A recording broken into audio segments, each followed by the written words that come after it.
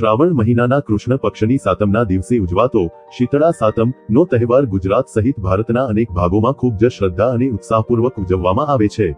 આ દિવસ શીતળા માતાને સમર્પિત છે, જેમને શીતળા ઓરી જેવા રોગોથી રક્ષણ આપતી દેવી તરીકે પૂજવામાં આવે છે। આ પારંપરિક પર્વ માત્ર ધાર્મિક મહત્વ જ નહીં, પરંતુ આરોગ્ય અને સ્વચ્છતાનો પણ અનોખો સંદેશ આપે છે। એક ગામમાં દેરાણી જેઠાણી તેની સાસુ સાથે રહેતી હતી।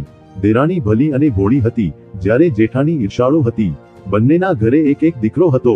રાંધણ છઠના દિવસે દેરાણીએ બધી રસોઈ કરીને ચૂલો ઠારી દીધો, જ્યારે જેઠાણીએ ઈર્ષાથી ચૂલો સળગતો રાખ્યો, જેથી તેને શીતળા માતાના દર્શન થાય। મધરાતે શીતળા માતા ફરતા ફરતા જેઠાણીના ઘરે આવ્યા અને સળગતા ચૂલામાં આળોટ્યા, જેનાથી તેમનું શરીર દાઝી ગયું।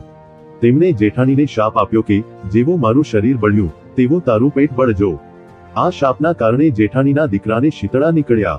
નાની વહુએ જ્યારે આ વાત સાંભળી, ત્યારે તે દુઃખી થઈ અને પોતાના દીકરાને ટોપલામાં લઈને શીતળા માતાને મનાવવા નીકળી પડી।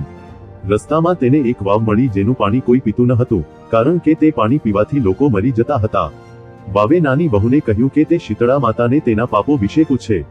આગળ જતા તેને બે બળદ મળ્યા, જેમની ડોકમાં ઘંટીના પડ બાંધેલા હતા અને તેઓ ઝઘડતા હતા।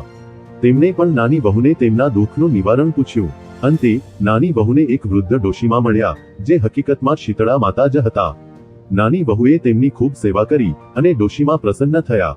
ડોશીમાએ નાની વહુને કહ્યું કે તે વાવના પાણીને ચારેય દિશામાં છાંટીને પીવે, જેથી તેના પાપો દૂર થશે। તેમણે બળદોની ડોકમાંથી ઘંટીના પડ છોડાવવાનું કહ્યું, જેથી તેમના પાપોનો પણ નાશ થાય। શીતળા માતાએ નાની વહુની ભક્તિથી પ્રસન્ન થઈને તેના દીકરાને સાજો કર્યો અને આશીર્વાદ આપ્યા।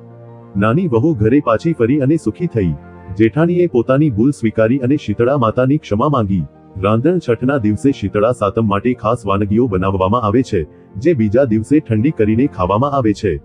દહીં ભાત, થેપલા, વડા, મીઠાઈઓ, રાયતો, મરચાં, કારેલાનું શાક, દાળ ઢોકળી, આ બધી વાનગીઓ રાંધણ છઠના દિવસે રાત્રે બનાવીને ઠંડી થવા દેવામાં આવે છે અને શીતળા સાતમના દિવસે સવારે પૂજા કર્યા પછી તેનો પ્રસાદ તરીકે અને ભોજન તરીકે ઉપયોગ થાય છે।